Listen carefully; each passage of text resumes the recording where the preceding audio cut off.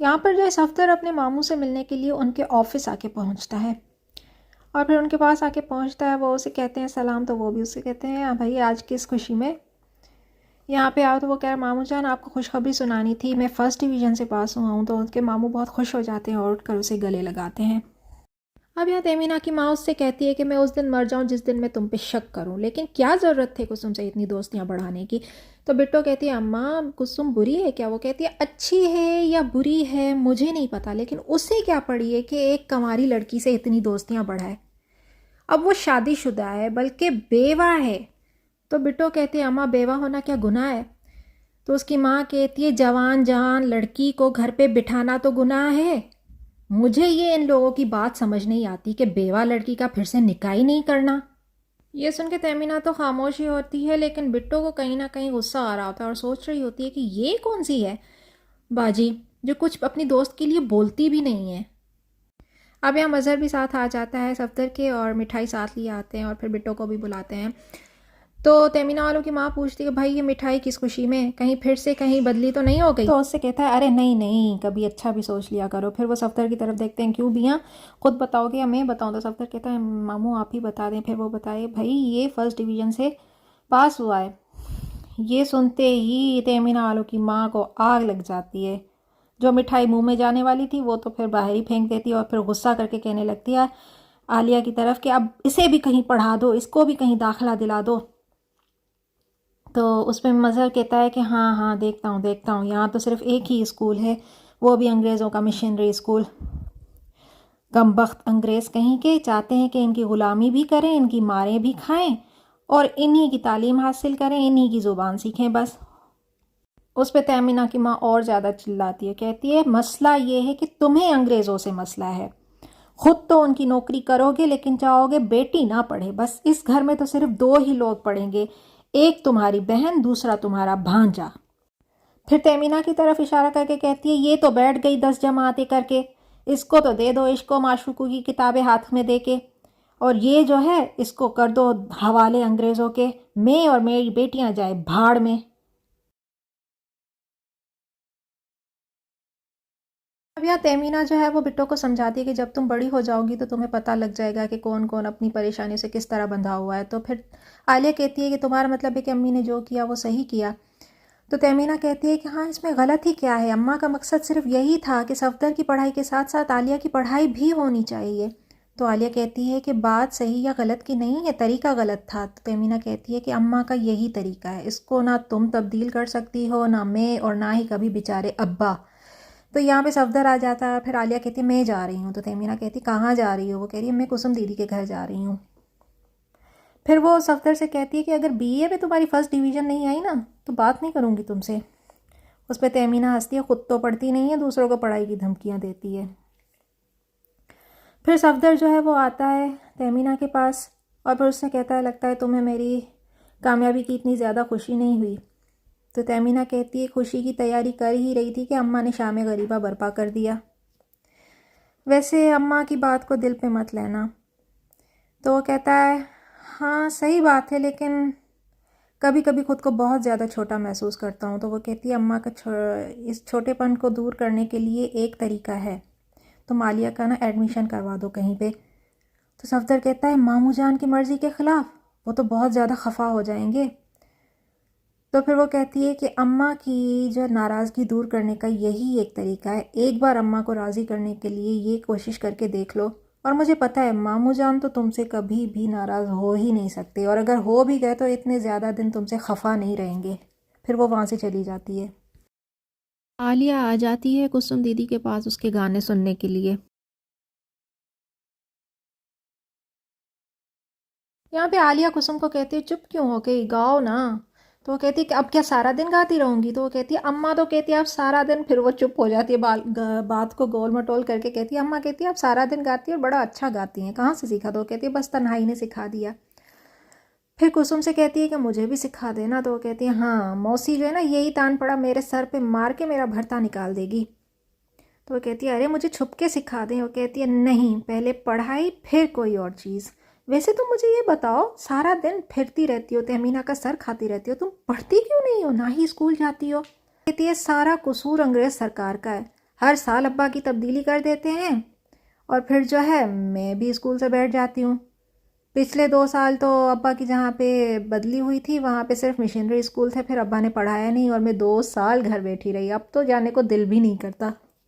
उस पर कुसुम कहती है मेरे पिताजी जो है वो अंग्रेज़ के ख़िलाफ़ ज़रूर है लेकिन तालीम के ख़िलाफ़ नहीं है। मैं भी मिशनरी स्कूल में पढ़ी हूँ, देखो फिर मैं क्या अपने मज़हब से फिर गई? तो आलिया कहती है फिर ही नहीं है लेकिन फिर तो सकती हैं। तो कुसुम कहती है क्या मतलब? वो कहती है कब तक आप इतनी सख्तियाँ बर्दाश्त करेंगी? फिर जो है कुसुम भी चुप हो जाती है और वहाँ पे घंटी बजती है। तो वो कहती है, आलिया कहती है कि मैं जा रही हूँ, बस आपकी पूजा का टाइम हो गया।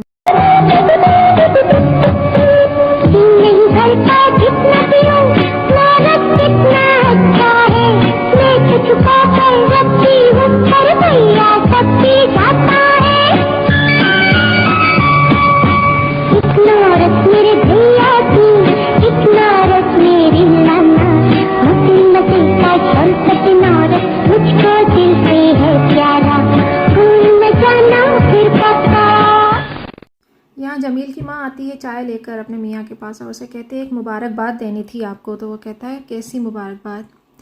तो वो कहती है कि जमील जो है वो एफए में कामयाब हो गया है माशाल्लाह। तो फिर अजहर मियाँ कहते हैं तो इसमें कौन सी बड़ी बात है, हर साल हज़ारों हिंदुस्तानी एफए पास करते हैं फिर कतारों में क्लर्क भर्ती होने के लिए खड़े हो जाते हैं। वैसे इस मुल्क में अगर पत्थर भी हटाओ तो 8-10 तो एफए पास जमाइयाँ लेते हुए निकलते हैं। तो उसकी माँ कहती है फिर भी आप मुबारकबाद दे देंगे तो दिल बड़ा हो जाएगा बच्चे का। यहाँ उसका बाप कहता है जिसे तुम बच्चा कह रही हो ना, उसका अब उठना बैठना इनकलाब मुखालिफिन में हो गया है। तो जमील की माँ कहती है जमील ऐसा नहीं है, वो वैसा ही करेगा जैसा आप कहेंगे। तो जमील का बाप कहता है हाँ पहले ही वो मेरे बड़े पाँव धो धो के पी रहा है, जो अब मैं जैसा कहूँगा वो वैसा ही करेगा। तो उसकी माँ कहती है आप फ़िक्र ना करें मैं उसे समझा दूँगी। तो उसका बाप कहता है मैं ऐसे बेकार लोगों के लिए परेशान नहीं होता, ना ही फ़िक्रमंद होता हूँ, बस उसे सिर्फ इतना समझा दूँ कि मैं इस घर का सरबराह हूँ और वही होगा जो मैं चाहूँगा, अपनी बस उल्टी सीधी हरकतें ख़त्म कर दे। यहाँ जमील जो शेर व शायरी में अटका हुआ होता है लेकिन उसका शेर मुकम्मल नहीं हो रहा होता। फिर अचानक से उसका शेर मुकम्मल हो जाता है तो वहाँ पे छम्मी आ जाती है और फिर वो उसे कहती है आपका ख़त आया है सितमगर। तो फिर वो उसे कहता है किसका है? तो वो कहती है ये भी नहीं बताएंगे सितमगर। तो फिर वो उसे कहता है कि देखो मुझे तंग ना करो, इस वक्त बड़ी गज़ल की आमद हो रही है, इसलिए ख़त दो और जाओ यहाँ से। फिर वो उसे बताती है कि किसी रिसाला शाये करने वालों के दफ्तर से आया है। फिर वो जब खोल के देखता है तो उसे फाड़ के फेंक देता है। तो कहती है क्या हुआ?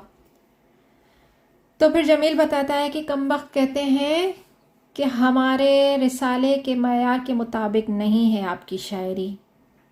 फिर शम्मी कहती है कोई आपकी शायरी सुने ना सुने, हमें सुनाए, मैं सुनूंगी आपकी शायरी, मुझे तो आपकी शायरी बहुत पसंद है। तो फिर जमील उसे कहता है सच कह रही हो? वो कहती है खुदा की कसम मुझे तो आपकी शायरी बहुत पसंद है, सुनाए ना मुझे।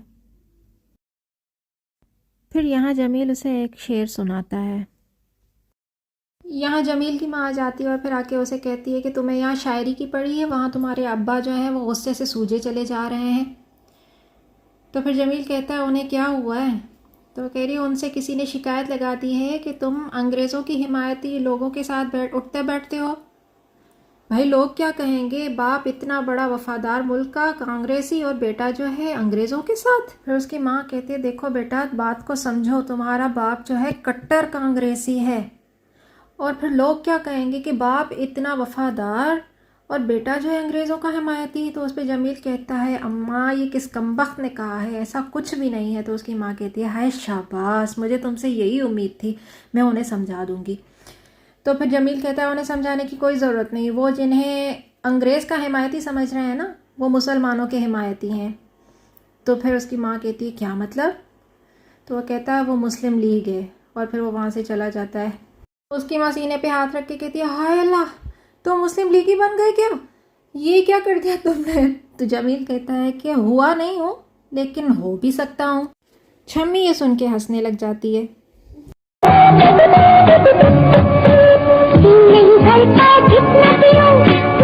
कितना अच्छा है, मैं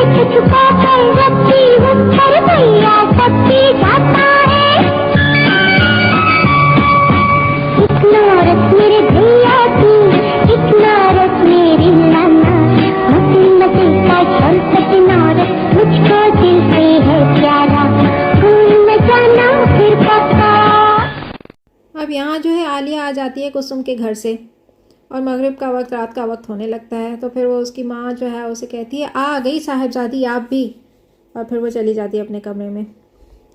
फिर वो अपने शौहर से कहती है इसका किसी स्कूल में दाखिला करवा दो, मुझे अपने सारे अरमान इस पे पूरे करने हैं।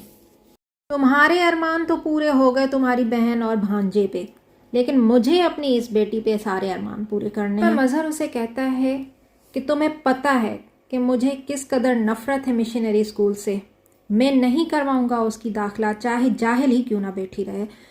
तो उसकी बीवी कहती है मैं भी देखती हूँ किस तरह से वो जाहिल बैठती है, तुम्हें तो अल्लाह वास्ते का बेर है अंग्रेज़ों से, जिस थाली में खाओगे उसी में ही छेद करते हो। थाली को पटक के अभी जाने ही लगती है तो उसे गुस्से से कहता है रुको।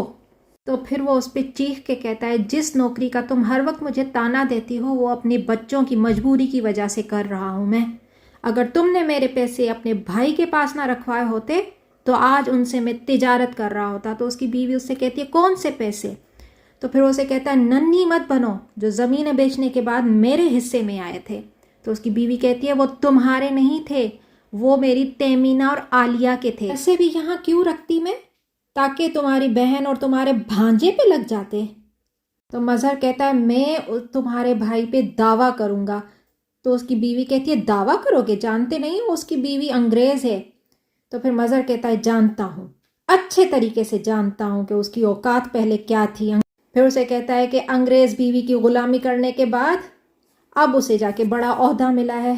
तो इस पे उसकी बीवी और ज़्यादा तिल मिला जाती है। वो कहती है 20 साल अंग्रेज़ों की ग़ुलामी करने के बाद तुम्हें कोई ओहदा तो मिला नहीं, इसलिए मेरे भाई से जलते कुड़ते रहते हो।